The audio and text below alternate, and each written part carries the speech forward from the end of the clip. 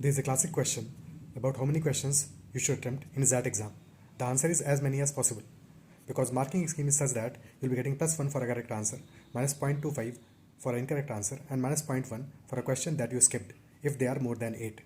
So you should try to minimize your number of skipped questions if possible, and that is always possible. So definitely in DM section, you should try to maximize your number of attempts, if possible all 21 or maybe 18, 19 or more than that, if there are some difficult questions obviously, because in DM section you cannot be 100% sure about most of the questions. You should take your chances, and in any question, in any section whatsoever, if you are doubtful between two options, you should always attempt such a question. If you are doubtful between three options, then also there's a good chance that you should attempt that question, because anyway you'll be getting -0.1 if you are skipping more than 8 questions. So it is better to get -0.25 for an incorrect one, because then you also have a chance to get +1 for a correct answer. Additionally, if you have a strength in VRC, then take your chances in VRC more. If your strength is QADI, then try to give more time to QADI so that you are able to return more number of questions, because those questions will be taking time obviously.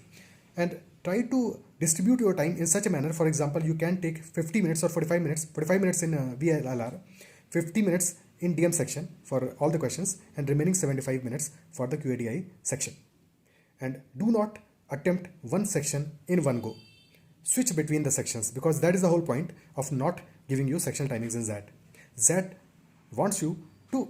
XAT administration wants you to enjoy the questions. Okay? You can only enjoy the paper if you are not stuck in one particular section for all the time.